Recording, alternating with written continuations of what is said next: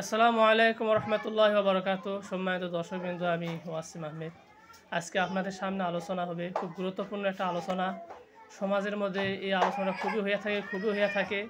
আজকে আমার এই আলোচনা দ্বারা অনেকে খুশি হবে, অনেকে খুব রাগান্বিত হবেন, হয়তো আমাকে গালিগালাজ করবেন, হয়তো আমি দল করি তাই মনে করবেন।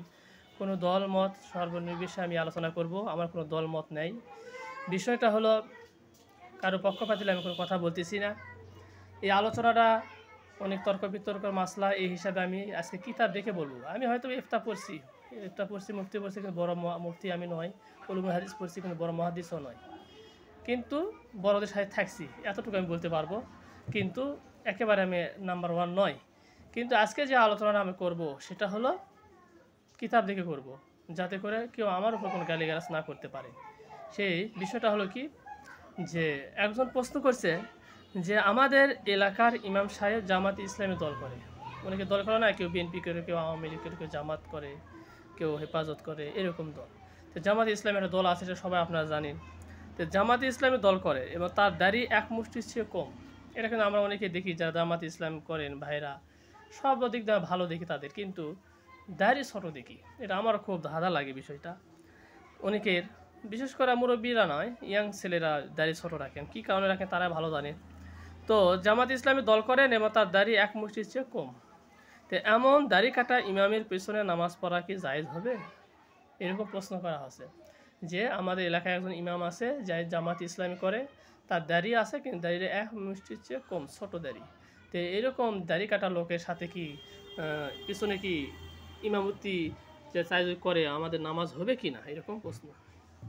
এর উত্তরে হলো যে এক মুষ্টির কমে দাড়ি কেটে ছোট করে রাখা কিংবা চাষা, এটা সম্পূর্ণ নাজায়েজ, হারাম। আর এই ধরনের নাজায়েজ কাজ রীতিমতো যে করতে থাকে তার ইমামতি মাকরুহ তাহরিমি।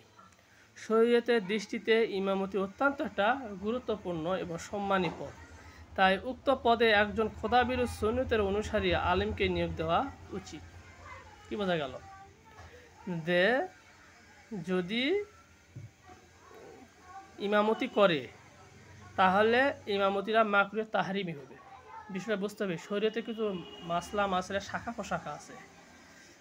সেটা হলো যে যেহেতু এক মুষ্টির চেয়ে দাড়ি কম রাখাটা হারাম, নাজায়েজ, এমন অবস্থায় ইমামতি করে সহিহ শুদ্ধ তার কোরআন তেলাওয়াত হয়, তাহলে তার নামাজ হবে, কিন্তু মাকরুহ তাহরিমি হবে। কথা বুঝতে হবে। মাকরুহ তাহরিমি বিষয়টা ভিন্ন, আর একেবারে হারাম জিনিসটা ভিন্ন, আর মাকরুহ তানজিহ তো আরেকটা ভিন্ন বিষয়। তো এখানে বলছে যে তার নামাজটা ইমামতি করা মাকরুহ তাহরিমি।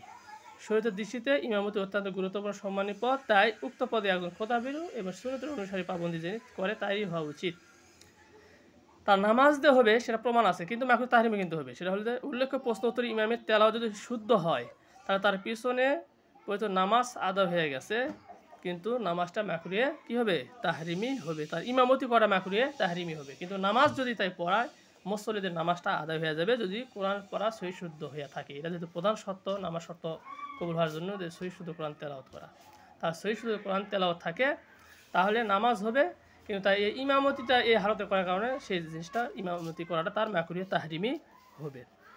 এটা প্রমাণ সহিহ বুখারী প্রথম নাম্বার খণ্ড 129 নম্বর পৃষ্ঠার মধ্যে আছে আলোচনা।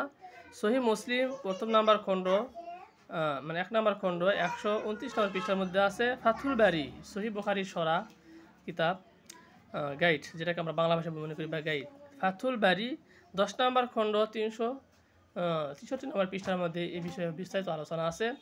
আল্লাহ পাক রব্বুল আলামিন আমাদেরকে এই মাসলার উপর জানা বোঝার উপর, আমাদের সঠিক মাসলা জানা বোঝার তৌফিক দান করুক, এবং শরীয়তের এই জীবনে সমাজে ফিতনা ফাসাদ যত আছে, সমস্ত ফিতনা ফাসাদ থেকে রক্ষা করে সহিহ সুন্নতে পাবন্দি অনুসরণ করে আমাদেরকে জীবনযাপন করার তৌফিক দান করুক। এই প্রত্যাশা করে, সকলের ভালো কামনা করে আমি আমার ভিডিও শেষ করতেছি। সবাই ভালো থাকবেন। আসসালামু আলাইকুম ওয়া রাহমাতুল্লাহি ওয়া বারাকাতুহু।